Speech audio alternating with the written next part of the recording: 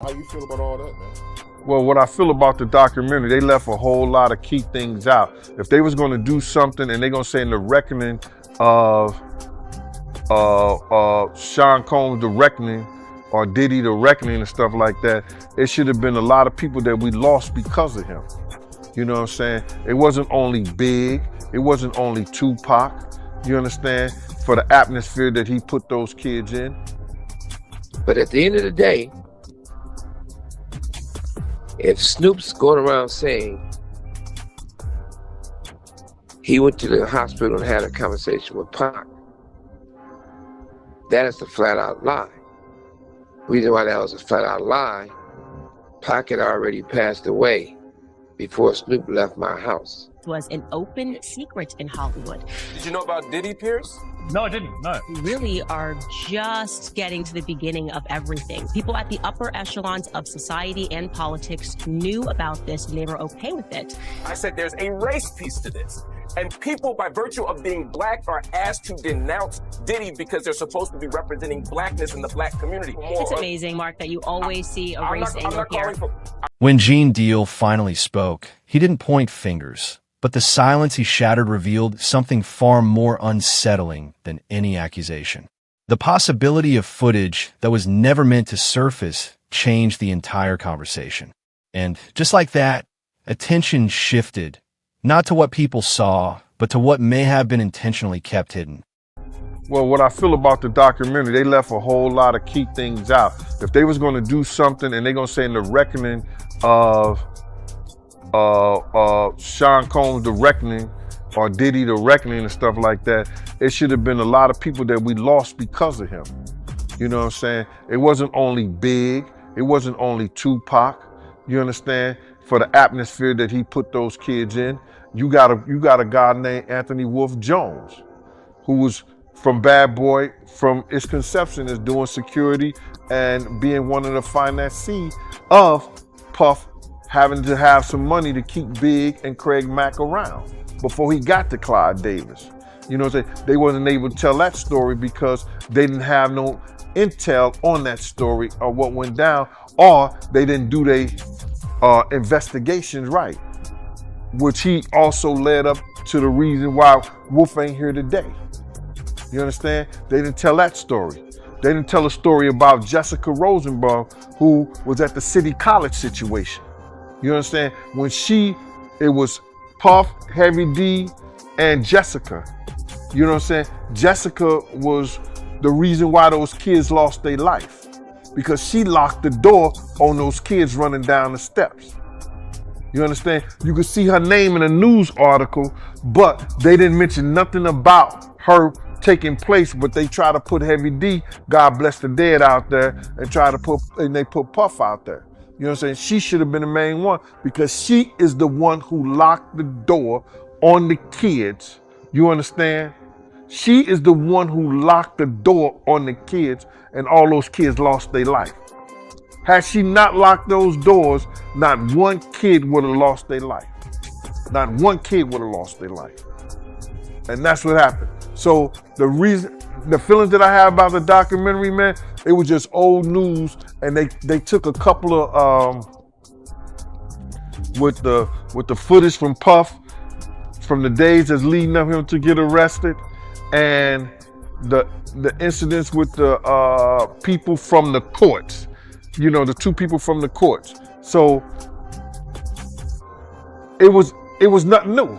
It was put together pretty good, but it was nothing new that we didn't know. The most dangerous evidence in modern scandals isn't uncovered by investigators. It's created by the people at the center of them. In this case, the footage driving the controversy wasn't leaked by rivals or seized by authorities. It was recorded willingly during a moment of confidence and control when Sean Combs believed the story would always bend in his favor. That belief shaped everything that followed. Because once a camera captures intent, posture, and setting, control quietly shifts from the subject to whoever holds the archive. That's the uncomfortable truth. Power doesn't always fall because of exposure. Sometimes it collapses because of overconfidence. When self-documentation replaces discretion, the question isn't what was recorded. It's who ultimately owns the truth. The person on camera or the system that decides how the story is told. What I was asking for was crazy, and they wasn't spending money like that. I'm talking about, you got footage, you got clothing, you got, I was doing footage, I had pictures, all the stuff that I had, you know, you could figure out a way to pay a brother and stuff like that. And then I was telling her about some prices that I've already received, and I had the invoices to show it. And then she was calling me like I was lying. I was like, yo, who do you think you talking to? You know what I'm saying? And she was talking about, you know, there's no way nobody paid. Nobody what? I say, first of all you people come with these documentaries and stuff, the first thing you tell me, y'all tell these people out here that y'all don't pay, and y'all pay. If you could make a picture look like $10,000, $15,000, you know what I'm saying? You could sit here and tell me that you're gonna pay me for my time sitting right down here with y'all.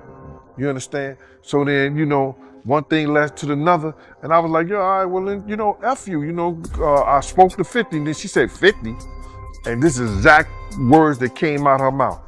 50 does not determine what goes in and goes out of this documentary. And he definitely don't pay. He determine what somebody get paid. It's not his documentary like that. I was like, oh, so if it's not his documentary and I spoke to him like that, I don't need to be doing nothing with you, because I'm doing this on the strength of him. But you gonna pay me if I do it. So it went back and forth, you know what I'm saying, for a little bit, and then they had Kirk Burrows giving me calls and everything like that. What are you calling me for? You know what I'm saying? I'm not. Get out of here. I know what kind of dude you is anyway. Me and you cool and everything, Kirk, but don't call me about no business with this stuff like that. And then what I found out is that he was making a deal, cutting a deal for himself as well as Tim. You understand? And I was trying to get a deal for all three of us. You understand? So that's how them industry cats go. You know, that's what they do. You know what I'm saying? So I'm looking at it like this. So then he called me back again, and I told him, like, listen, man, don't you ever call my phone again, Kirk. You know what I'm saying? Because we had got into it about somebody calling him. He told me Groovy Lou called him and wanted to know why Gene's still doing this to Puff and everything like that. And I mentioned it on the Gene Deal show. You understand? I said something. Then he called me back like I was lying. And listen to me, Kirk. When Gene Deal spoke, he didn't make accusations. He created implications. And those implications moved faster than facts ever could.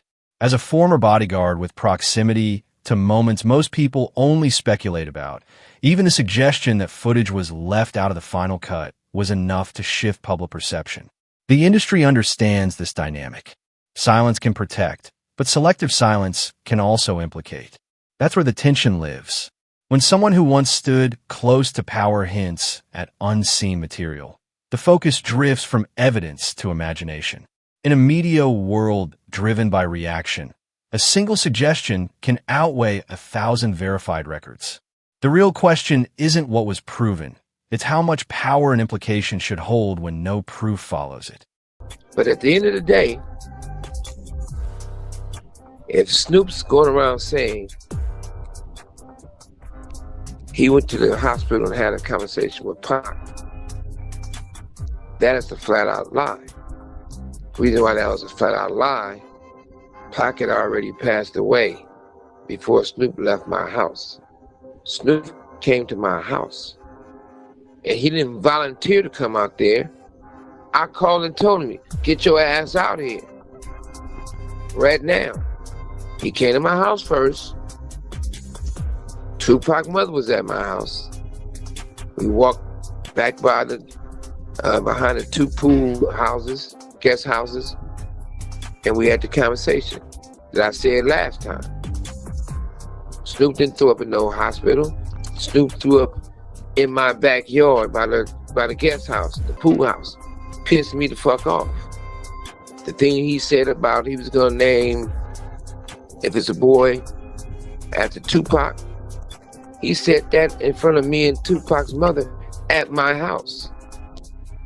For anything outside of that, who knows what he did when he left my house. But if he went to go visit Tupac, Pac was already gone. And He didn't have no conversation with Tupac.